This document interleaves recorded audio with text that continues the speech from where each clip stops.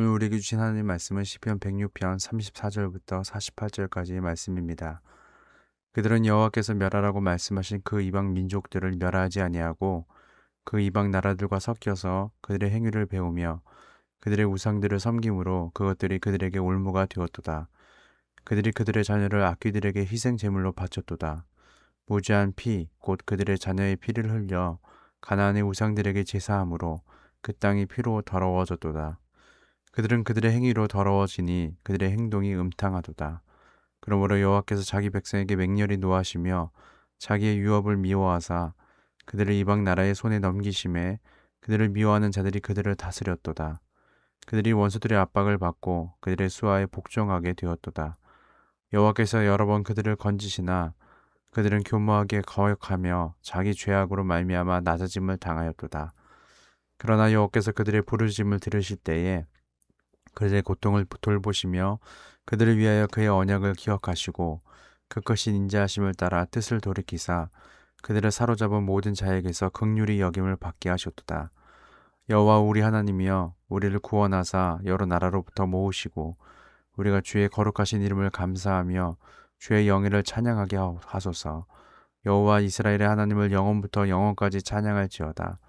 모든 백성들아 아멘 할지어다. 할렐루야. 아멘. 거듭된 죄악, 거듭된 긍휼이라는 제목을 함께 말씀을 나누도록 하겠습니다. 시편 105편이 고난과 역경 속에서도 하나님의 인도하심을 회고하며 포로의 생활을 마치고 황폐해진 이스라엘 백성을 인도하신 하나님, 그리고 앞으로도 인도하실 하나님을 기대함으로 고백하며 찬양하였습니다. 시편 106편은 그러한 하나님의 인도하심 속에서도 거듭되는 이스라엘 백성의 죄를 언급하고 그에 대한 하나님의 심판과 용서하심으로 하나님의 선하심과 인자하심을 바라보며 고백하며 찬양하고 있습니다.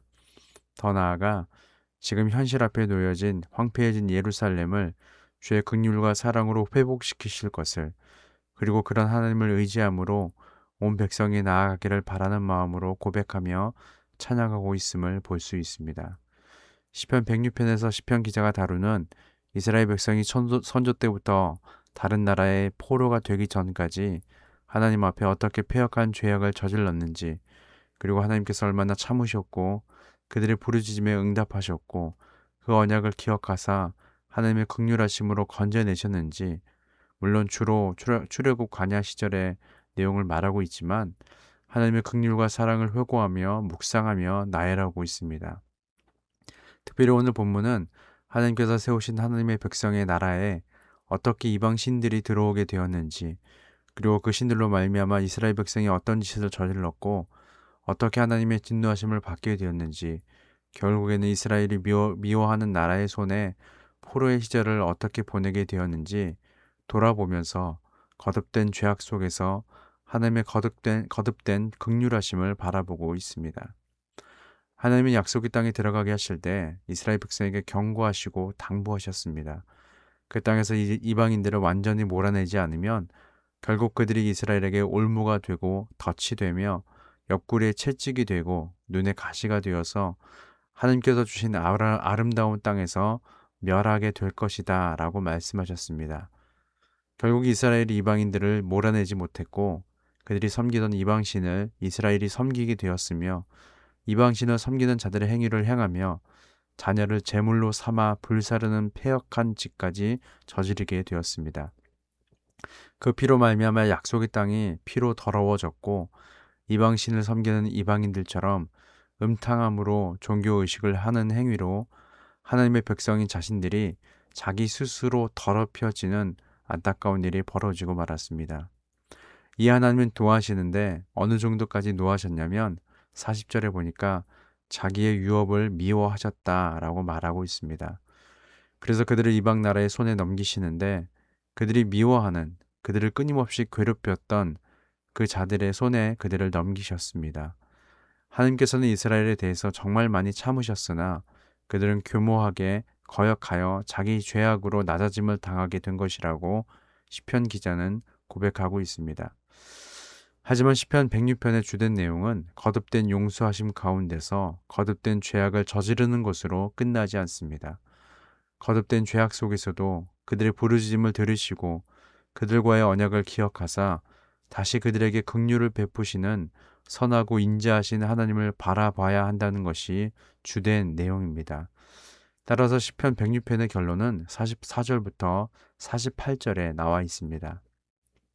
우리가 비록 우리의 죄악으로 말미암아 이방신을 섬기는 이방 족속에게 모욕과 수치를 당하고 고난과 고통 속에서 포로의 시간을 보내게 되었지만 하나님 앞에 부르짖을 때에 우리와 약속하신 언약을 기억하사 긍휼히 여기시고 사랑으로 안아주시고 회복시켜 주셨던 것처럼 지금 오늘을 살아가는 우리에게도 하나님의 긍휼하심을 맛보게 해달라고 간구하는 것입니다.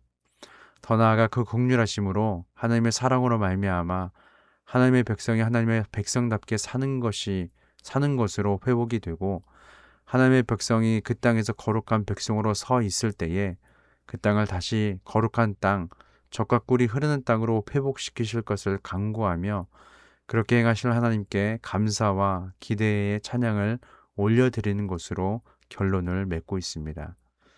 이 시편 기자의 고백은 당시 오랜 포로의 기간을 보내고 예루살렘으로 돌아왔을 때 황폐해진 성전과 성벽을 바라보며 하나님을 떠나 우상을 섬기며 자기 소견에 옳은 대로 행했던 자신들의 죄악이 어떠한 결과를 맺게 되었는지 적나라하게 보게 되면서 그러한 현실의 삶 가운데서도 하나님은 죄를 관과하지 않으셔서 심판하시는 분이시면서도 동시에 긍휼과 사랑으로 선하시고 인자하신 분이심을 알기에 하나님께서 주시는 그 모든 시련의 시간을 보내고 이제는 자신들을 이 땅에 다시 거룩한 백성으로 세우셔서 다시 거룩한 땅이 되기를, 다시 젖과 꿀이 흐르는 땅이 되기를 간구하고 있는 것입니다.